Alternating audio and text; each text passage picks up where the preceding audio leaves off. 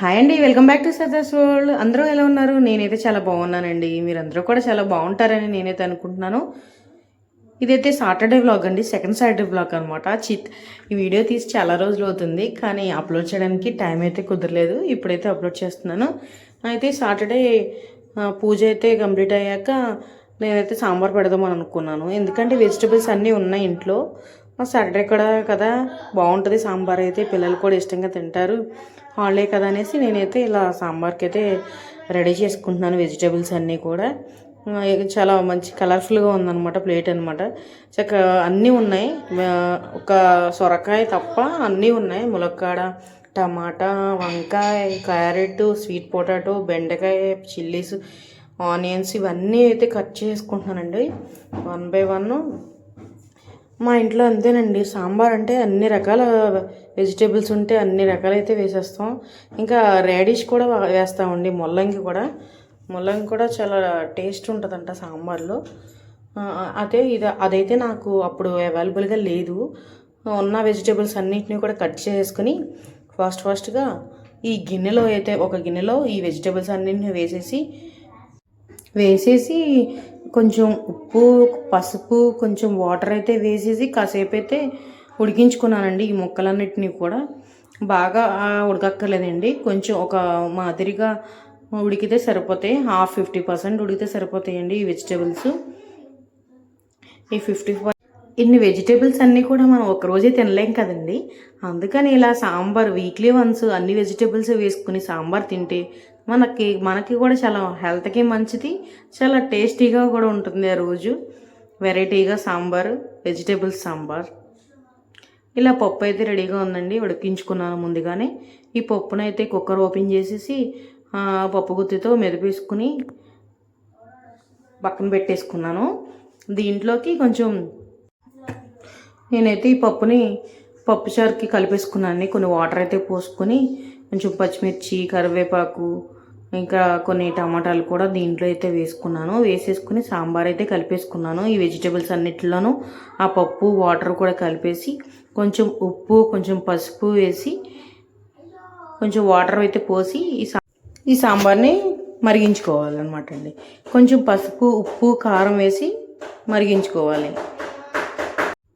కొంచెం సాంబార్ పొడి, అల్లం పేస్టు, కొంచెం మిరియాల పొడి, చిన్న బెల్లం ముక్క కూడా వేసుకుంటే సాంబార్ టేస్ట్ అయితే చాలా బాగుంటుందండి. టేస్ట్ అదిరిపోతుంది. కొంచెం కొత్తిమీర కూడా కంపల్సరీగా వేయాలండి. కొత్తిమీర, కరివేపాకు కూడా వేసుకోవాలి సాంబార్లో. ఇలా అయితే కాసేపు మరిగించుకున్న తర్వాత చిక్కబడతాయండి. ఈ సాంబార్లోకి అసలైన టేస్ట్ చింతపండు అండి. నిమ్మకాయ సైజ్ అంత చింతపండుని తీసుకుని దాని గుజ్జు తీసుకుని చింతపండు వాటర్ అయితే దీంట్లో పోసుకోవాలండి. ఇలా చింతపండు రసం పోసుకున్న తర్వాత కాసేపు అయితే మరగనివ్వాలండి. అంతే, సాంబార్ అయితే రెడీ అయిపోతాయండి. ఈలోపు ఒక కడాయిలో ఆయిల్ పోసుకుని నేనైతే వడియాలు అయితే ఫ్రై చేసుకుంటున్నానండి. ఈ వడియాలు అయితే అమ్మ అయితే పంపిస్తుందండి. సమ్మర్లో వడియాలు అయితే అమ్మ పడుతుందండి. పిండి వడియాలు, పప్పు వడియాలు, ఊరమిరపకాయలు ఇవన్నీ అమ్మ అయితే పంపిస్తుందండి. నేనైతే పట్టను, నాకైతే అంత ఓపిక లేదు. అమ్మ అయితే అన్నీ చేసి పంపిస్తుంది కంపల్సరీగా.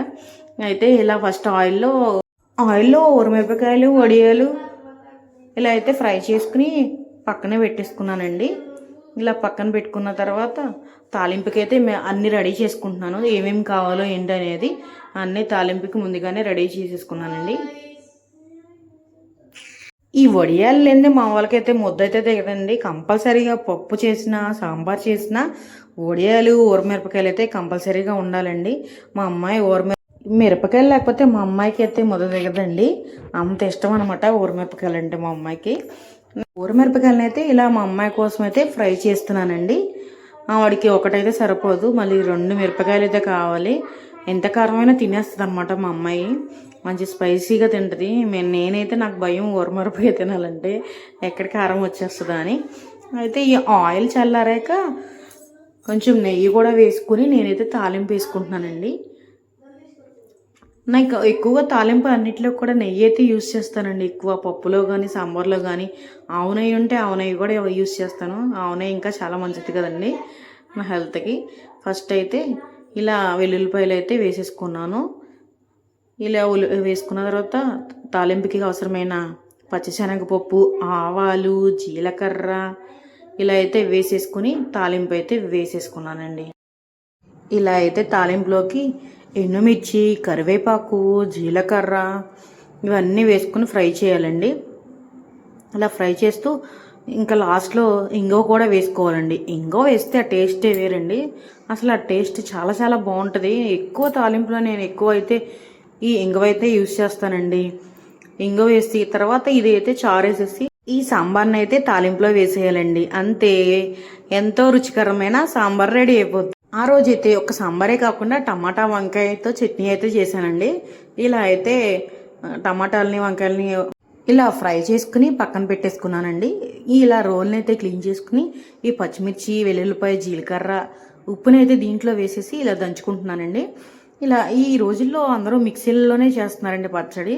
నేను మా ఇంట్లో అయితే మిక్సీలో పచ్చడి అయితే తినరండి. ఈ రోటి పచ్చడి అయితేనే ఇష్టపడుతూ ఉంటారు. మా అమ్మాయి అయితే ఫేవరెట్ అనమాట రోటి పచ్చడికి. రోటి పచ్చడి చేస్తే ఇంకా రోలు చుట్టూ తిరుగుతూ ఉంటుంది ఆ రోజంతా. ఆ పచ్చడి చేసే వరకు కూడా ఇలా అయితే దంచేసుకుని ఈ మనం ముందుగా రెడీగా పెట్టుకున్న టమాటా వంకాయలలో కొంచెం చింతపండు అయితే వేసేసుకున్న ముందే వాటిని తీసుకొచ్చి పచ్చిమిరకాయల పేస్ట్ నూరేసాక ఈ టమాటా వంకాయలను అయితే దీంట్లో వేసేసి రోట్లో పచ్చడి కింద చేసేసుకున్న తర్వాత ఇంకా పచ్చడి అయితే రెడీ అయిపోతుందండి.